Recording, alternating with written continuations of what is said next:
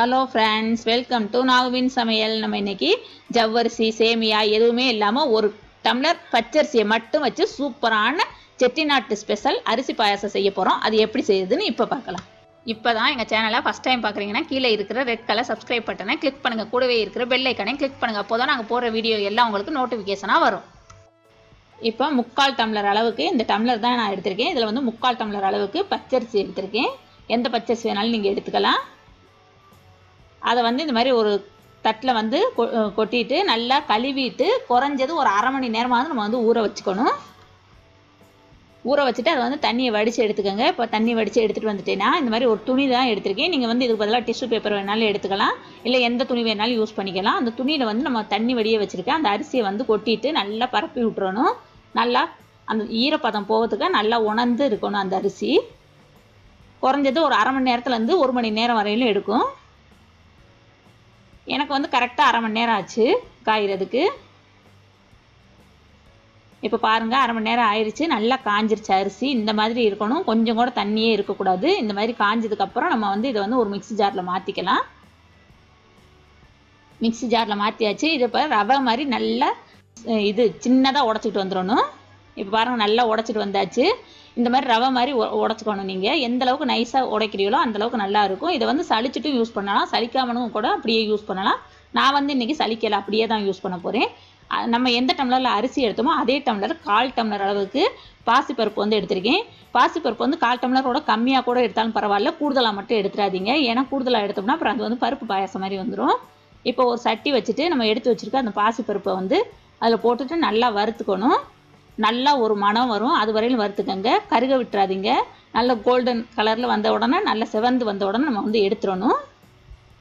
இப்போ பாருங்கள், நல்லா செவந்துருச்சு. இந்த மாதிரி செவந்ததுக்கப்புறம் இந்த மாதிரி வந்தாலே போதுமானது. இந்த நேரத்தில் நம்ம வந்து இதுக்கு தேவையான அளவு தண்ணி வந்து சேர்த்துடணும். இப்போ நான் வந்து ஃபஸ்ட் 3 டம்ளர் ஊற்றுறேன். 3 டம்ளர் ஊற்றிட்டு இது வந்து நல்லா இந்த பருப்பு வந்து வெந்து வரணும், மலர்ந்து வரும்னு சொல்லுவாங்கள்ல, அந்த மாதிரி வரணும். அது வரையிலும் வேக வச்சுக்கலாம். இப்போ 2 அச்சு வெல்லம் எடுத்திருக்கேன். அந்த வெல்லத்தை வந்து நல்லா நச்சுட்டு அதுவையும் கொஞ்சமாக ஒரு 1/4 டம்ளர் அளவுக்கு தண்ணி ஊற்றிட்டு நம்ம வந்து பாகா காய்ச்சி எடுத்துக்கலாம். உருவி வந்தால் போதுமானது, கம்பி பதம்லாம் எதுவுமே தேவையில்லை.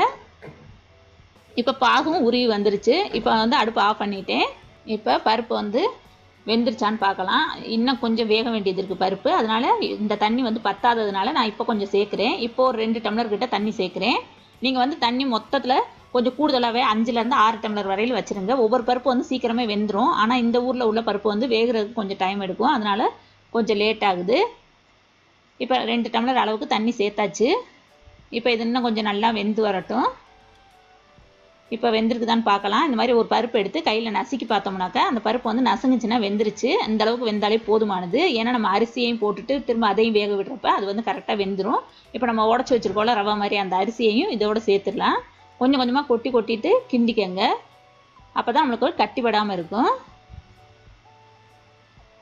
இது வந்து நம்ம கிண்டையில் டொப்புன்னு தெரிக்கும் அப்படியே வெளியில். அதனால நீங்கள் வந்து பார்த்துட்டு கவனமாக கிண்டிக்கங்க. கட்டி வந்துச்சுனாக்க இந்த மாதிரி கரண்டியை வச்சு அந்த இதில் வந்து உடச்சி விட்றணும், அந்த கட்டியெல்லாம் இல்லாமல். இல்லைன்னா கட்டியாக இருந்துச்சுன்னா பாயாசம் நல்லா இருக்காது. இப்போ பாருங்கள், அரிசியும் சேர்த்ததுக்கப்புறம் நம்மளுக்கு ரொம்ப கெட்டியாக இருக்க மாதிரி இருக்குது. அதனால இப்போது ஒரு டம்ளர் தண்ணி ஊற்றுறேன்னா 1லேருந்து 2 டம்ளர் கூட நீங்கள் ஊற்றி. இது வந்து நான் இன்றைக்கி கொஞ்சம் கெட்டியாக ஸ்பூன் போட்டு சாப்பிட்றதுக்காக இந்த மாதிரி கெட்டியாக வைக்கிறேன். நீங்கள் வந்து இதே டம்ளரில் ஊற்றி குடிக்கிற மாதிரி இருந்ததுனாக்க பாயசத்துக்கு இன்னும் கொஞ்சம் நல்லா கூடுதலாகவே 1 டம்ளர்லேருந்து 2 டம்ளர் எக்ஸ்ட்ராவே தண்ணி சேர்த்துக்கங்க. இது வந்து கட்டியாக இந்த மாதிரி டொப்புன்னு தெரிக்கும். அதனால் நீங்கள் வந்து பார்த்து கவனமாக செய்யுங்க. இந்த நேரத்தில் நம்ம வந்து அரிசி வந்து நல்லா வேக விட்டுறணும். வெந்ததுக்கு அப்புறம் தான் நம்ம வச்சுருக்க பாகை வந்து இதோட சேர்க்கணும், வெள்ளைப்பாகை. ஏன்னா பாகு வந்து முன்னாடியே சேர்த்துட்டிங்கன்னா அப்புறம் நம்மளுக்கு வந்து அரிசி வந்து வேகாது. அரிசி சீக்கிரமே வெந்துடும், ஒரு 5லேருந்து 10 நிமிஷத்துக்குள்ளே வெந்துடும். வெந்ததுக்கப்புறம் நம்ம வந்து அந்த பாகு இதில் சேர்த்துக்கலாம். இது வந்து நல்லா இனிப்பு சுவை நிறையா இருக்கும். நீங்கள் வந்து பாதி இனிப்பு போதுன்றவங்க இதில் வந்து பாதி அளவுக்கு வெல்லம் சேர்த்தா போதுமானது. 1 அச்சு எடுத்தாலே போதுமானது. நான் வந்து எனக்கு வந்து இனிப்பு நிறையா பிடிக்குன்றதுனால 2 அச்சு எடுத்திருக்கேன். அப்புறம் கடைசியில் அந்த பாகு சட்டியில் கொஞ்சமாக ஒரு அரை டம்ளர் அளவுக்கு தண்ணி ஊற்றி கலக்கிட்டு அதுவையும் வடிகட்டி அதில் சேர்த்துட்டேன். இது வந்து இப்போ ஃபஸ்ட்டு நம்மளுக்கு சூடாக இருக்கையில் பார்த்தீங்கன்னா கொஞ்சம் தண்ணியாக இருக்க மாதிரி இருக்கும். ஆறிடுச்சுன்னா கொஞ்சம் இறுகிட்டு நல்லா கெட்டியாக வந்துடும் இந்த பாயாசம் வந்து. அதனால் நீங்கள் வந்து பார்த்துட்டு தண்ணி சேர்த்துக்கங்க. இப்போ ஒரு 1/4 டீஸ்பூன் அளவுக்கு ஏலக்காய் பொடி சேர்க்குறேன். சேர்த்துட்டு நல்லா கிண்டி விட்டுக்கங்க.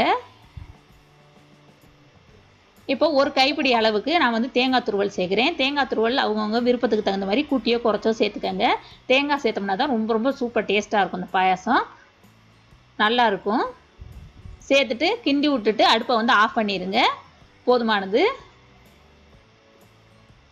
நீங்கள் அடுப்பு ஆஃப் பண்ணுறதுக்கு முன்னாடியே நம்ம கடைசியில் அந்த தண்ணி சேர்க்கையிலே கூடுதலாக தண்ணி வேணும்னா சேர்த்துக்கங்க. இப்போ ஒரு சட்டி வச்சுட்டு அதில் 1 டேபிள் ஸ்பூன் அளவுக்கு நெய் சேர்த்துருக்கேன். நெய்யில் ஏலக்காய் வந்து இது முந்திரி பருப்பு கிஸ்மிஸ் பழம் வறுத்து போடுறதுக்காக 1 டேபிள் ஸ்பூன் அளவுக்கு கிஸ்மிஸ் பழம் எடுத்திருக்கேன். 10லேருந்து 12 முந்திரி பருப்பு எடுத்திருக்கேன். இதை வந்து 2 உடச்சி வச்சுருக்கேன். உடச்சிட்டு அந்த நெய் வந்து சூடானதும் ஃபஸ்ட்டு வந்து நம்ம வந்து முந்திரி பருப்பை சேர்த்துறணும். சேர்த்துட்டு லேசாக வறுத்துக்கங்க. ரொம்ப வறுக்காதீங்க.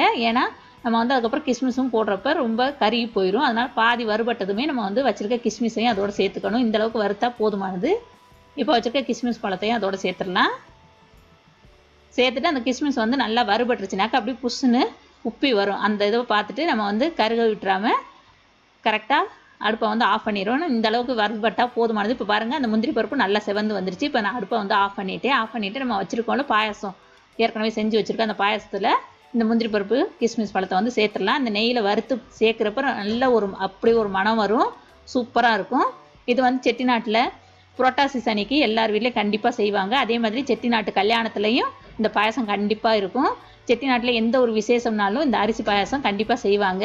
இதே மாதிரி நம்ம சேனலில் ஏற்கனவே நான் வந்து நிறையா வீடியோ வந்து பாயாசத்தோட வீடியோ வந்து அப்லோட் பண்ணியிருக்கேன். கேரட் பாயாசம், ஜவ்வரிசி பாயாசம் எல்லாமே இருக்குது. தெரியாதவங்களுக்கு அதோட லிங்க்கும் கீழே டிஸ்கிரிப்ஷன் பாக்ஸில் கொடுக்குறேன். பார்த்துட்டு அதே மாதிரி ட்ரை பண்ணுங்கள். நிறைய செட்டிநாட்டு ஸ்பெஷல் டிஷ்ஷும் நம்ம சேனலில் வந்து நிறைய இருக்குது. அதோட லிங்க்கும் கீழே டிஸ்கிரிப்ஷன் பாக்ஸில் கொடுக்குறேன். ஒன்றா பண்ணி பாருங்கள். ரொம்ப ரொம்ப ஈஸியாக செய்யக்கூடியது. அதே நேரத்தில் ரொம்ப ஹெல்த்தியானதாகவும் இருக்கும் செட்டிநாட்டு ஸ்பெஷல் ஃபுல்லாக. அதனால் 1 டம்ளர் அரிசி இருந்தாலே போதும். நம்ம பாசிப்பருப்பு இல்லைன்னா கூட இந்த பாயாசம் செய்யலாம். அந்தளவுக்கு ரொம்ப ரொம்ப ஈஸியான பாயாசம் இது. ரொம்ப ஹெல்த்தியானதும் கூட. ஏன்னா வெல்லம் வச்சு செய்கிறோம்ல, அதனால இது வந்து கண்டிப்பாக எல்லோரும் ஒரு தடவை ட்ரை பண்ணி பாருங்கள். இந்த வீடியோ உங்களுக்கு பிடிச்சிச்சின்னா லைக் பண்ணுங்கள், ஷேர் பண்ணுங்கள், சப்ஸ்கிரைப் பண்ணுங்கள். கூடவே இருக்கிற பெல் ஐக்கானை கிளிக் பண்ணுங்கள். தேங்க்யூ.